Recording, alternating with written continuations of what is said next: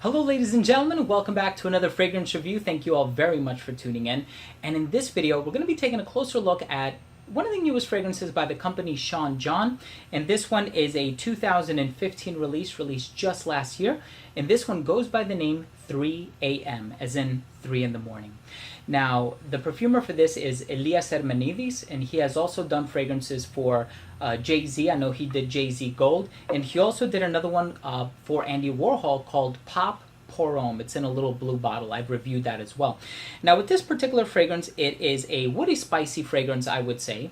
And when interviewed about it, P. Diddy, or Puffy Combs, said that it reminds him of everything that you would want a woman to do to you at 3 o'clock in the morning. You want her to devour you. You want things to get sexy. You want it to get sensual. And I think this fragrance aims to accomplish that. I mean, it has some quite alluring notes in there. There's like a gin and tonic note in there, a lot of citrus. There's also, I believe, a suede leather note down there to add a little bit of sophistication. I'm excited to tell you guys a little bit more about this fragrance and if it is worth your time. But next up, let's go ahead and take a look at the presentation. So here's the bottle for 3 a.m. I do apologize, I was not able to locate the box. I have it somewhere here, I just lost it.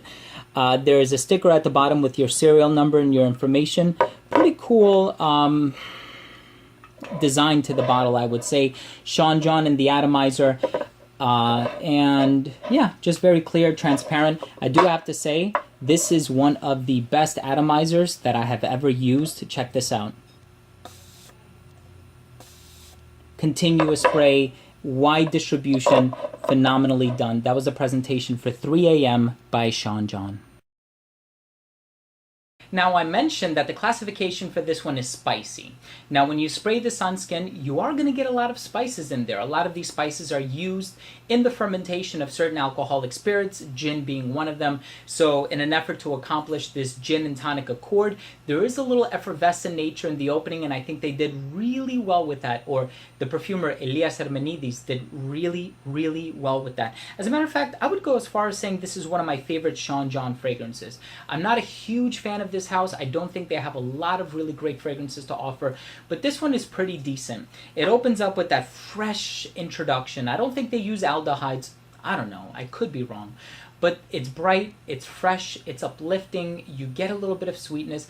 It dries down to this creamy nuance, something evocative of tonka bean. So it opens up very bright and fresh. It dries down to something sweet, slightly creamy, but it's not overpoweringly sweet, if that makes any sense. Now, as far as a leather note being in here, maybe that's contributing to that creamy smoothness. I don't know. It doesn't smell aggressive. Doesn't smell animalistic. This is, for the price that you're going to find this, I think I bought it like TJ Maxx for like 15 bucks or something like that. For the price that you're going to pay, if you're going to do a 1.7 like I did, it's quite an inexpensive fragrance, and it's a very practical scent, meaning you can wear it anywhere. It's a no-brainer. It's a dumb reach. If you're just looking for something to wear around the house, maybe running some errands, maybe just doing things on a casual basis, this is a great fragrance to reach for.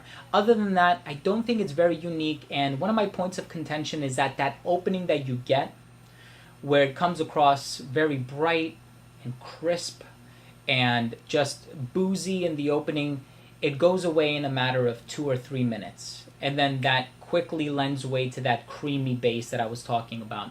So that left me a little upset and a little disappointed. When you look at the note breakdown, there's a lot of citrus. There are quite a few variations of citrus.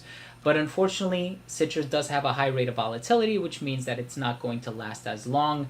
And it does change a lot. But in terms of what this company was aiming to accomplish, creating a scent that's going to attract women, a scent that's going to be alluring, a scent that's going to be sexy, I think they did a pretty good job. But for the connoisseur, you're not really going to get much out of this.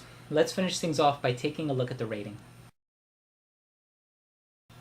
First up, I took a look at the uniqueness and the overall smell, and unfortunately I have to say the only unique part about this scent was the introduction.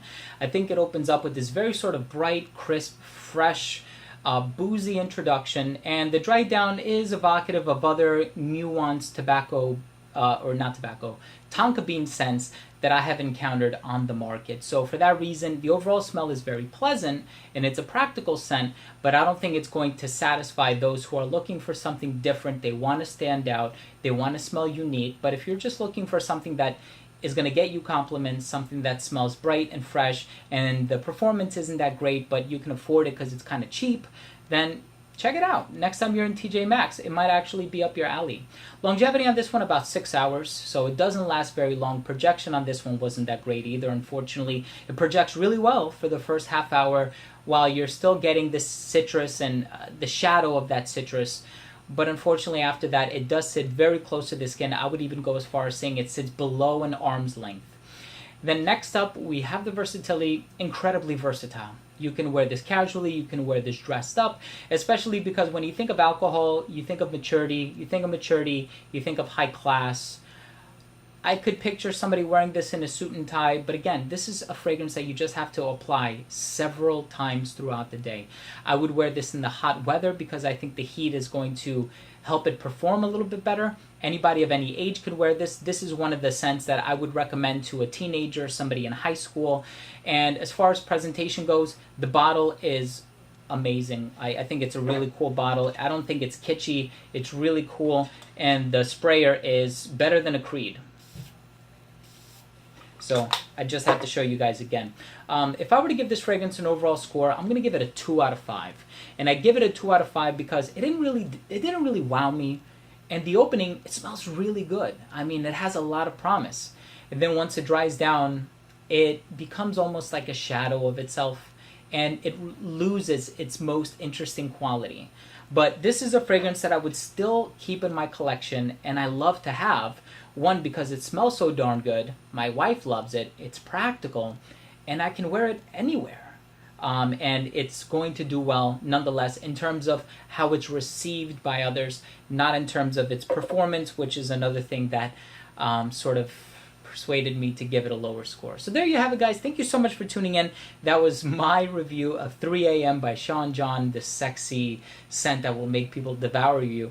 If you own or have tried this scent, please let me know what you think. Leave a comment down below. Also, please don't forget to rate and subscribe for future videos, top 10s, giveaways, unboxings, and a lot of other fragrance-related content.